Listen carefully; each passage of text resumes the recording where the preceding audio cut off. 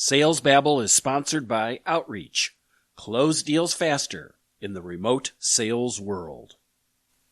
And allow you to sort of go, oh my gosh, Patrick knows these 5 people. How could I not ask him about these people? They look great to me and I don't know who they are. That's it, man. That's the number one technique, is using that filter to prepare for meetings with your friends and your clients and your referral sources.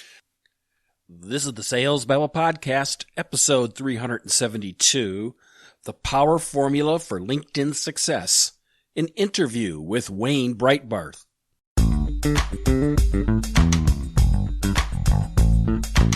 Welcome to Sales Babble, the podcast that shares selling secrets for non-sellers. And now your host, Pat Helmers. Hello, Sales Babblers. This is Pat Helmers. And as you know, LinkedIn is the place to go where you can virtually face potential networks of clients and leads. By doing what's natural with real-world habits, you can snag opportunities from the jaws of obscurity.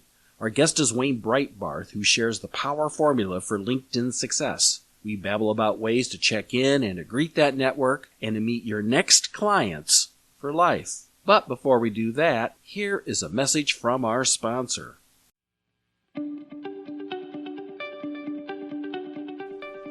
Today's podcast is brought to you by Outreach.io. Outreach helps sales reps to not only close deals, but to close more deals faster. Their platform offers a suite of automation, workflows, efficiency tools, and insights that help teams engage with leads more effectively. Outreach is the #1 sales engagement platform on the market today for a reason. It's a must-have software solution for any revenue team looking to optimize and scale their business. Visit the link in the show notes to schedule an exclusive demo with Outreach today.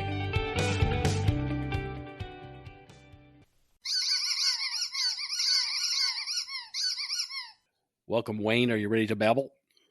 I am ready to babble, my friend. Wayne, I actually just saw you give a talk at the IEEE conference that Rob Klein hosts, and I was totally blown away by your talk.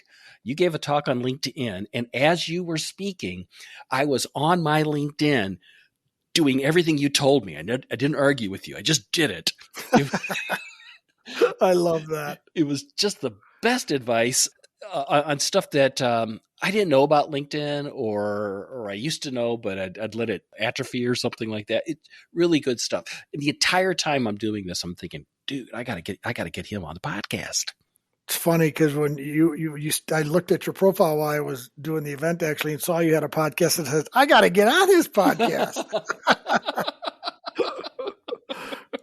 So you're a LinkedIn, and I can vouch for you. You're a LinkedIn expert. How did you get to be a LinkedIn expert? Out of necessity, back in the recession of 07 and 08, when I owned an office furniture dealership at the time, and my partner and I were really struggling, as you could guess. And a friend of mine said, Wayne, you got to be on LinkedIn. And I said, no way, that's Facebook. I ain't doing any of that stuff. I was 50 and I said, this is silly. And what I didn't realize about LinkedIn was that it was just the best database of people we've ever had. And nobody showed me that. Everybody said, well, yeah, that's sort of like Facebook. And I said, yuck, no interest. But when I realized it was this database with these profiles that are rich with keywords and rich with detail and seeing who your friends knew, when I finally slowed down and bought a book and saw that that's what this thing did, I said, oh my gosh, this thing's a rocket ship. And then I just started teaching LinkedIn at the office furniture dealership here in Milwaukee, just because I wanted to do something to try to rattle some cages and get some business done. And it worked because nobody knew anything about LinkedIn at the time. I really believe in LinkedIn, and I'm hoping a lot of the listeners here believe in LinkedIn. And I think a lot of people believe in it, but a lot of people don't know exactly how to use it. So I was hoping maybe you could share some strategy and some tactics and some things that people can do to aid their business development practice. Yeah, I'd love to. And I think you're right about that, Patrick, is that people have been on a long time and they just think the word on means something's going to happen, and it won't. You really have to do something consistently, figure out what works for you and do it consistently. And boy, but by now, back in 12 years ago, nobody had best practices because none of us knew what we were doing. Now there are some best practices. And that night on Triple E, man, I remember when I shared this concept, which I feel is the number one B2B business development tool. It's how to get referrals on LinkedIn. And I think you might remember that there's a special filter, and it's on free LinkedIn, but it takes 3 clicks to get to it, to get to the filters for doing a search, instead of, to find the right people. And the filter is called connections of, and then you just type in one of your friends' names, and then every other filter you use, whether it's title or city or industry, will just dig into that person's network only and allow you to sort of go, oh my gosh, Patrick knows these 5 people. How can I not ask him about these people? They look great to me and I don't know who they are. That's it, man. That's the number one technique, is using that filter to prepare for meetings with your friends and your clients and your referral sources. So for example, like if I was looking for chief marketing officers, I would look for you, Wayne, like for example, just use an example. And then I would just look for connections of your friends. And then I would somehow then do a filter on CMOs. Yeah, so a little bit of a twist to that. If I was your referral source and you're going, great, I'm going to have a meeting with Wayne. This dude knows a lot of guys and gals that I think could be great for me. You'd put my name in, then it just grabs my network. And then in the title box, after you've done that, you'll put in CMOs, and boom, up will come all the CMOs that I know. But I would even expand that if I were you. I'd do CMO or VP of marketing or director of marketing, because the title thing is somewhat interchangeable sometimes, right? It is. Yeah. Huh. So then I see all these names like, oh, look, Wayne knows all these people. Mm-hmm. Now, how many connections do you have, Wayne? 26,000. So you don't really know all these people. That's correct. So what do I do with this list now? Yeah, so you bring me to list and say, Wayne, I know you got 26,000, so I don't expect you to know all these folks, but these dozen look the best to me. Can I ask you a few questions about them? And always the first question is this: are there some people on this list you don't know, Wayne? Of course. I cross those out. And there'll always be some because I got a huge network, right? But then I say, okay, their next question will be, okay, of the remaining people, any of these you think would be interested in coming on the podcast? And I go, oh, this lady, she doesn't do anything like that. Or this guy, he'd love it. So I'd help you qualify that list, right? I'd help you qualify that list. And I might even introduce you to some people if I'm sort of that kind of person. I like doing that. But if I don't do that, all you got to do is, one question you ask me is go, can I use your name when I reach out to these folks, Wayne? You bet. The remaining people on that list you should reach out to. They'll be wonderful on your podcast. So and that's one of the resources I have for your listeners today. It's a worksheet to show them exactly how to do the search. And on the flip side of that worksheet is these exact questions, these 4 questions you ask your referral source. It's basically that 2-page document will take them right where they need to go on this number one technique. Now, this filtering capability is on the free version of LinkedIn, right? Which is probably what most people have that are listening to this podcast. Yeah, last time I saw something from somebody, and we're all sort of guessing, but we think that about 78% of the people are still on free LinkedIn. So yes, the things I teach for the most part are free LinkedIn, unless I work with a company where they tell me that all their sales guys are on Sales Navigator or Premium, and then I'll do all my stuff in one of those 2 and use the Premium filters. So what does Premium give you that free doesn't? So it really depends. There's sort of 2 levels of Premium for salespeople. There's Business Premium, which is using regular LinkedIn platform with some enhanced or additional capabilities, or their Sales Navigator, which is still using the LinkedIn database, but a completely different platform. It takes you to a different site, but it still uses the LinkedIn data, and really boils down to this. It boils down to the things that are really good on free LinkedIn. You get more of them or a little better filters. So, for example, like if you're in Chicago and you want to search for these CMOs in Chicago, you can only choose Greater Chicago. But on Sales Navigator, you can put in a zip code and do a 10-mile circle around, let's say, Arlington Heights or something like that. So that's one of the enhancements. Another enhancement is on who's viewed your profile, which is a great feature on LinkedIn, like who's been looking at you. On free LinkedIn, you can only see the last 5 people that looked at your profile. But on any premium, including Sales Navigator and Business Premium, you can see 90 days worth of your stalkers. Stalkers. I love that. I love that.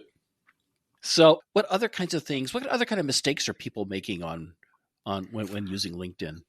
Yeah, I love people asking that question because I think the number one mistake is their profiles still look like they're looking for work and not looking for customers. So they haven't sat down and thought about their profile as a resource. It still looks like a resume. And that's a huge miss for a salesperson. Because, for example, let's face it, if you're looking for a job and you're a salesperson and you've got a statement like, I'm the top gross profit producing guy in my organization for the last 10 years. Well, that's a heck of a great statement for a recruiter and a company who would like to hire you. But think about that statement when it lands in a purchasing guy's, when a purchasing guy who you've reached out to because you want to try to sell to him, he looks at that and says, I'm not going to let this guy, me be the next victim with this guy. But see how that you haven't sat back and said, hold it. I'm using it for the business development purposes. It should not say the same thing. Yeah. That's the biggest mistake is that your target audience lands on your profile because either you did the right things or you sent them an invitation and they land on the profile and they scratch their old bald head and go, why would this guy want me? I see nothing on his profile that resonates with me. It's because you haven't told me why you could help me. Yep. That totally makes sense. So then that begs the question, what should my profile look like? Should it reflect the company that I'm working for at the time, even though I might be looking for a job? So it needs to still reflect that you're a very experienced salesperson, hopefully maybe in the same industry for a long time because there's 3 or 4 jobs. It still needs that information because everybody wants to work with a pro. But then the current company that you're selling for, the information you have in that section and in your about section and in your headline and even like in your featured section should reflect the way you help prospects and current clients solve their pain points. Right. And it's all about pain points, right? It's all about what do you got that helps them have a better life or do better at their jobs and saves them money and does it more efficiently and faster and, whatever your thing is. Right. So that section where it's called the about, that's where I would put that in there, right? That's one of the sections. The about section, the experience section for your current job, and you should make sure some of that's reflected in your headline. But the about section is interesting because people get confused by that. That's meant to be a little more overarching about your career, but you still should have one paragraph in there about your current company and your products and pain points. So that one's meant to be a little more like, for 35 years I've been in this industry and I really love working people doing this following things and I've won these awards and I help my clients in a different way than other people and I'm more consultative in my sales approach. And it boils down to it's got to look like you're ready to be a resource to the person. And if you're a resource and they could tell you and your company are smart and you know what you're doing and you've got like great testimonials, then people at some point are going to say, you know what? I've been saving your profile for 3 years because you looked interesting. I didn't need any of your stuff then, but now I do. Let's talk. What other kinds of mistakes are people making on their profiles? They're not using things like the featured section. And the featured section, Patrick, I think this would have been one of those that the night when I told you about this, you said, oh my gosh, how could I not know this was here? Well, the featured section came about only during about a year ago, right when the virus was hitting, LinkedIn gave us this beautiful section way at the high of our, way high in our profiles where we can put links or upload media right there, very visible, so people can click through and go to your website, or click through and go to a white paper you got, or click through and go to your sign-up sheet to have a meeting with you, or click through to listen to a YouTube video, or click through and pull up a PowerPoint that you did a year ago at the sales conference. So that feature is really powerful because it's got a way to show we do this, I do this, but don't only let me tell you, look at it, watch it, download it, read it. Yeah, that's a great section. I've been utilizing that, but you're right. I don't see that on a lot of other people's LinkedIn. No, because LinkedIn, when they come up with these new features, they're terrible at telling people. Oh yeah. I mean, but the good news is whenever I complain about that, my wife says, quit complaining about bad LinkedIn is about telling things, because it's the only reason you got a job. Because if they were good at it, what the heck would Wayne have to do? Right. Yeah. There's a quote like that. Thank goodness for problems. Otherwise somebody better would have your job or something like that. There you go. Right? You're right. So, something people ask a lot about is one thing.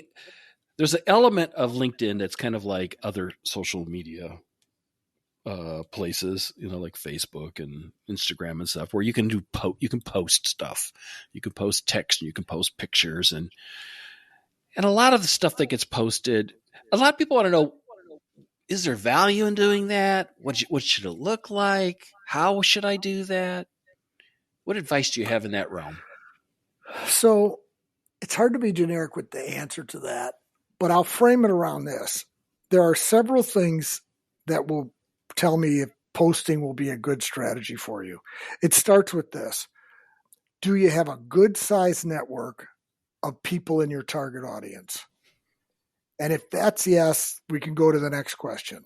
And the next question would be, do you have content that your company could be already producing?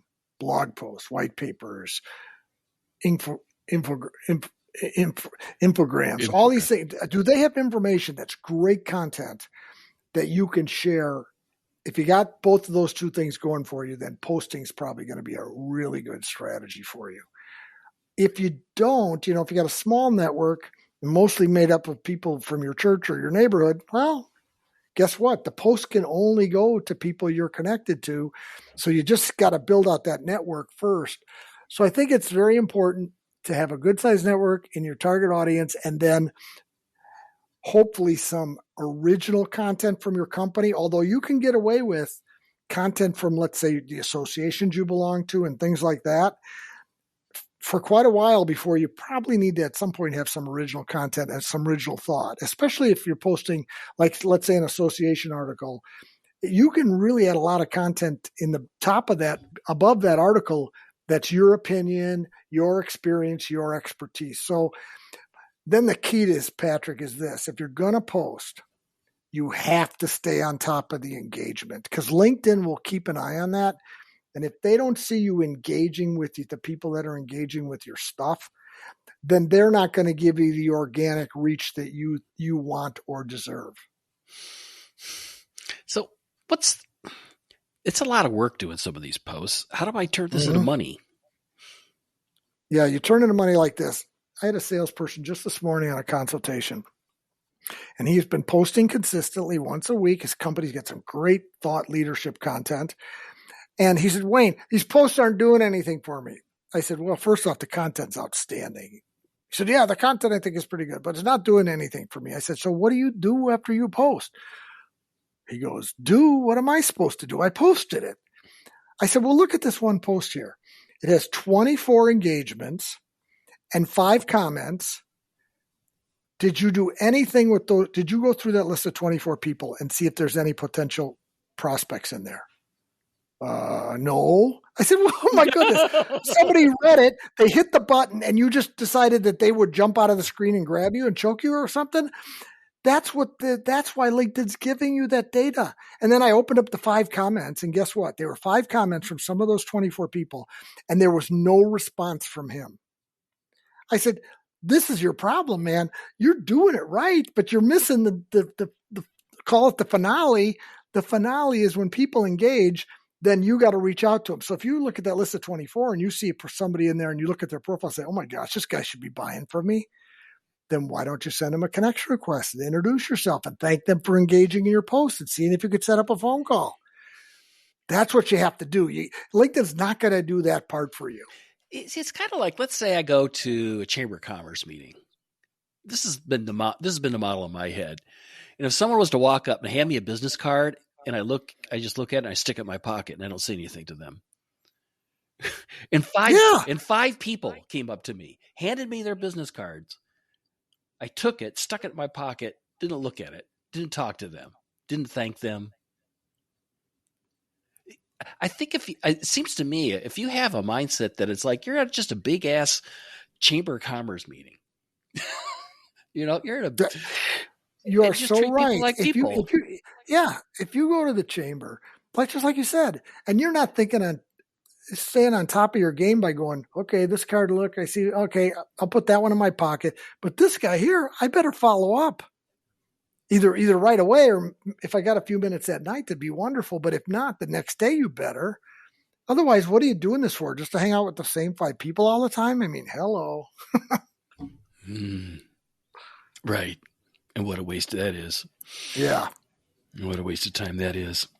One other thing that you mentioned at the IEEE, which is something I knew about, but I think a lot of people didn't know, and people kind of got blown away, I thought, in the talk that you gave, was the idea that all these connections that you have, you can actually download them, right? Yes. Yeah, let me help you with that. So the beauty of LinkedIn, at least up till now, is they're going to let you have your data. And the data that matters to most of us is, okay, I got 1,000 connections now, let's say, and there are a lot of good folks in there. Do you ever download into a spreadsheet? Because you can do it for free and you'll get that spreadsheet in 10 minutes. And you should do that frequently because, after all, if you don't download your connections or do a filtered search into your network and try to look for the right people, to me, all you're doing is collecting connections like baseball cards. And they're going to go in the closet and get a lot of dust. And you're going to, oh, I got a big baseball card collection here. You go, well, good for you, man. Is it doing anything for you? Well, what should it do for me? I said, oh my gosh, there's some good players in there. Get them out. Talk to them. And that's what this download, after you pull this download, blow the dust off them and do something with them. Great metaphor. It resonates with people. It really does. So the key with that one, Patrick, is I tell people on a quarterly basis, go into your settings, click the button that says download your data, click the box that says connections, and in 10 minutes you'll get your spreadsheet. And that you can sort that spreadsheet by date connected. Then you can look at just your new connections if you want, but anytime you want to look at all of them, they're all in that spreadsheet. And you could stay on top of who the heck should I follow up with that I haven't yet, that I should. And you can, and their name and their title and their company is in that spreadsheet, as well as the date you connected. So you could upload that spreadsheet into your Outlook or into your Salesforce or something. Now, you could. I've done that. I've uploaded it into HubSpot. I've uploaded it into Insightly and a couple of different CRMs through the years. I've done that. And think about that. You're doing the right thing, and you're saying you're using LinkedIn for what its intent is, meeting folks, but not necessarily to do all the hard work like a HubSpot would do for you, right? So I think that's how you got to look at these tools that, number one, are free and that they can change anytime they want, is how am I getting the data from these free tools, Twitter, LinkedIn, Facebook, whatever you're using, into my database that I own and that I use, or my tool, that HubSpot or whatever you're using. How am I going from here to there into a space that I own, and I have a system for getting a hold of these people and getting other information in front of them? Yeah. I love it. You're the author of a book, right? I am. Tell us about your book. Yeah, the book came out originally in 2011. It's called The Power Formula for LinkedIn Success. It's now in its 4th edition. And yeah, when I wrote that book, it was my wife's idea to write the book. And I said, "What? I'm not a writer." She says, "I know that. That's why I'm going to help you." And she did. and catch this, that book came out, and 6 weeks after it was out, it was the number one book on Amazon when you typed in LinkedIn and books, number one. And I'm still in, and then there were only like 10 books that existed on LinkedIn back in those days. Now there's probably hundreds, but I still come up on page one if you do that. And the book's been revised, and it's gotten bigger and bigger every with each edition. But it's got all the stuff you need to really get this stuff right. I love it. I love it, love it, love it, love it.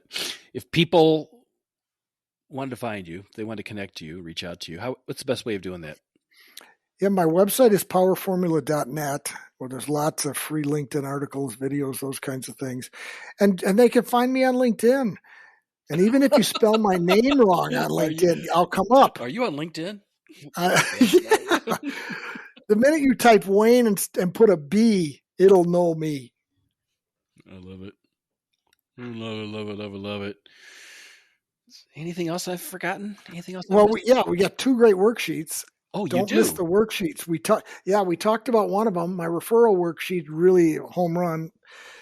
We talked about that during the podcast here. We got a referral but then worksheet. The second worksheet I have is my keyword worksheet. Oh. And that's a worksheet for you to optimize your profile so that you'll come up higher in the searches, because after all, it's an algorithm. It has an algorithm just sort of like Google does, and you got to know how to put words in the right spots so you can come up higher in the searches. Cool. Now, how do I get those? How do I get those worksheets? We're going to just attach those to the podcast, aren't we? I think I sent them to you. I could do that. Good. I can make sure they're on the show notes. And Perfect. if people click on that link and they can download, those are PDFs. Got it. Those are PDFs, right? They are. All right, sweet. Yeah. Well, Wayne, thank you for babbling here. You're on welcome. Sales Babble. This has been exactly what I was hoping for. Super. Yeah. And if you want, if you find this one gets good interest from your audience, you want to swing back and hit me up, and whenever another routine would be, let me know. I'd love to. And you're going to send, because stuff's always changing. Yeah. Are you going to send me like links and stuff so I can share it? Absolutely. Perfect. I'm good at this. Okay. Yeah, I'm good at this. In fact, I look forward to sharing it on my own LinkedIn, and maybe some of my 25,000 will reach out to you too. That would be awesome. Yeah. Hey, it was fun. All right. So, well, thank you very much for babbling on Sales Babble. My pleasure. You take care.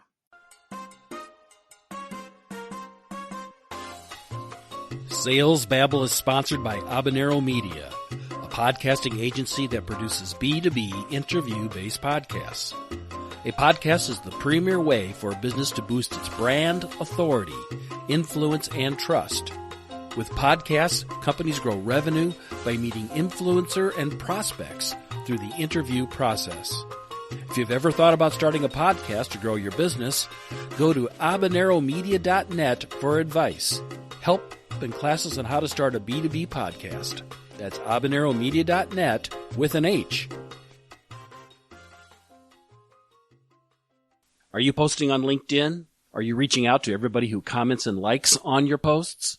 Because they might be prospective clients. Make sure and tag me, Pat Helmers, in your posts. Just put a comment at the bottom of it and say, "Hey, Pat, heard you on the podcast." And if you do that, I will share your posts. I will comment on your posts. And the algorithm, and the LinkedIn algorithm's going to love that and make it visible to even more people within your network. To connect with Wayne, we've got links in the show notes at www.salesbabble.com. Also, there are links to our sponsor, Outreach, who has an Unleash 21 event this week, starting today, and it's going on for the next few days. Go to salesbabble.com and learn how to connect there. Next week, our guest is Jeff Goldstein, and he talks about how to hit your numbers and not get in trouble. Is your boss on your back regarding the sales funnel? If so, this is the episode for you. That's all I've got for this week, folks. Until next week, take care and have a highly successful and a profitable selling day.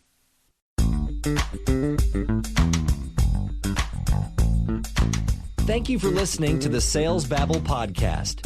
Find us at www.salesbabble.com.